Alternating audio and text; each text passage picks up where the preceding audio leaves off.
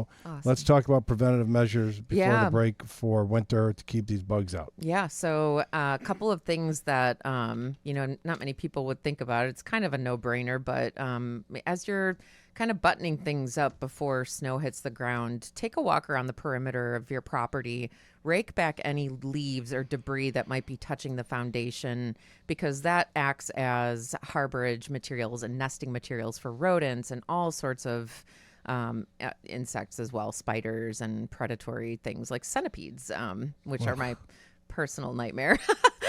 They give me the willies. They really do. A couple things to look for: the weather stripping underneath your doors, your garage door, and your screen doors, the main doors to your house. If you see any light or crack or crevice that is the size of a dime or larger, that is big enough for a rodent to get in, and I mean obviously big enough for any insect to crawl through too. So, and that's a cheap fix. You can get weather stripping or door sweeps or any kind of that thing at a home supply store. So that's a cheap way to preventatively do some best practices, but also trim back any bushes or branches that might be touching the house. Those act as highways for squirrels and all kinds of critters into your attic space and whatnot. So make sure no brush is touching the house. And then take a look at your screens and the way your storm windows are sealing as well, because sometimes, certain windows, they don't close the right way. You have to really, adjust the top part of the window and the bottom to get a good seal. But that'll also help with your heat bills too, and make sure that you're not wasting energy. But just some of those good practices, making sure no holes are in your screens, and to check, specifically where utility wires might come into your building, or stovepipes or dryer vents. I mean, those are all frequently accessed spaces that we see birds and other critters get into constantly. Phone number, if our listeners want to reach out. Will you offer this service, a visual inspection? Do you charge a fee for that? Do you come out?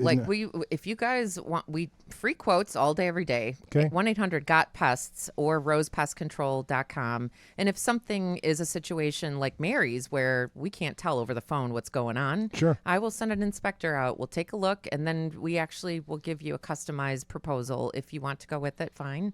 But we're here to help and be a resource. Do you have a division that rents cats? No, but talk to Bob about it. We are good friends with the Treehouse and, of course, the Humane Society, okay, and we love that they rent feral cats out when they have the inventory to control rat populations in the city. I think it's a brilliant thing to use nature against nature. I'm an advocate for using, I'm an advocate too, Stephen, not just you.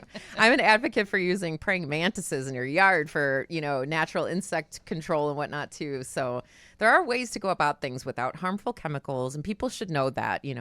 It's pest management these days it's nothing like it used to be in the 80s and 90s.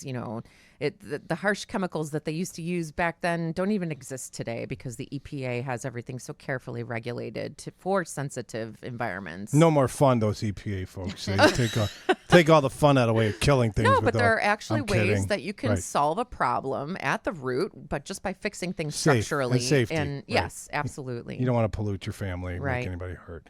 Phone number for listeners want to reach out. 1-800-GOT-PESTS will route you to the closest office. We have 11 going on 13 branches, so we more than likely service your area. We're all throughout the state of Indiana as well.